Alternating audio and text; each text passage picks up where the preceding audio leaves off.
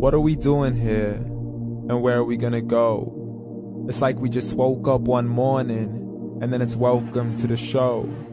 Don't ask any questions, just go with the flow. Make as much money as you can and try your best not to get broke. Copy everything you see on the TV, from the hairstyles to the clothes, and don't think too often, just do exactly as you're told. And if you ever get confused, then just turn towards the alcohol. You'll still hear your thoughts, then just turn up the radio as you learn to live a lifestyle of drugs, sex, and rock and roll. But in all honesty, I just need to know, is there more to the cycle than growing and getting old? Living and dying just to leave behind a happy home and a whole lot of property that somebody else is going to own. I just really need to know before the casket's closed, 'cause I'm not willing to gamble with my soul, nor am I ready to take any chances. These are just simple life questions and I'm just searching for some answers. Like, what are we doing here? And what is our purpose? How did we get here, and who made us so perfect? And what happens once we go, or is this world all really worth it? Questions we don't answer because apparently we don't really have to. There's no purpose to this life and our existence is merely natural. Then in that case, please let me ask you, did you create yourself, or was it somebody else who had fashioned you? 'Cause you're a being that's impeccable, faultless and unparalleled. You're a product of supreme intelligence and I'm merely being rational.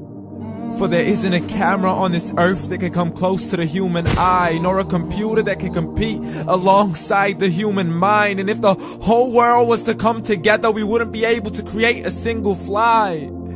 So many signs, yet we still deny. As science tries to justify that all this could come from none, when it's a simple sum. 0 plus 0 plus 0 cannot possibly ever give you 1. So from where did all this order come? For everything has its origins, a maker, a creator of its own. I mean, the only reason you're watching this video is because somebody had to press upload. So we can believe in the Big Bang, but I'd rather believe in He who caused it to explode. Allah, the creator of everything along with every single soul. The ever-living, the master, the only one who is in control. Unlike his creation, beyond our imagination. And no, he's not a man, nor does he have any partners in association. He's on his own. And no, he did not ever leave us alone. Just like every manufacturer, he left us with an instruction manual. The Quran and Islam, and I'm sorry to jump to conclusions, but it's the only one possible. The only definition of God is the one and only supreme being. It's logical, a book with 0 contradictions, with miracles that are both scientific and historical, all revealed over 1400 years ago.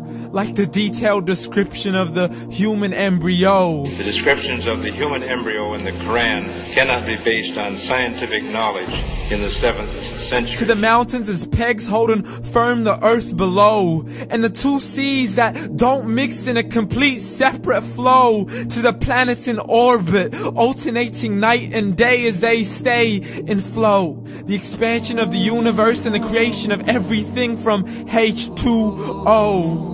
To the stories of the past and the preservation of Pharaoh. To identifying the lowest point in the land where Persia defeated Rome. The gushing fluid that created man in the glands between the ribs and the backbone. And not a word has changed, it's still the same. So please explain how all this was known over 1400 years ago. To a man who couldn't read or write, as he would recite whatever the angels spoke. And if you still don't believe, please try to come up with something that's even close. But you can't, so we took God as a mockery and his messengers as a joke. Muhammad could not read or write.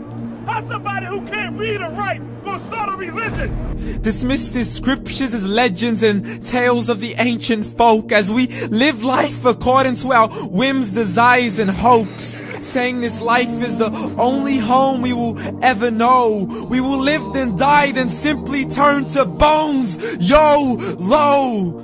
Correction, after the grass dies, the rain arrives and it regrows, and Allah promises to do the same thing to your very soul and bring you back from your very fingertips to your toes, as the all-seeing supreme being watches us so close, and we are surely being tested in our wealth, our health, and our self, and everything that we've been blessed with. So believe, for we will surely be resurrected and be brought back to our Lord and account for every single deed, as He hands us our books and orders us to read.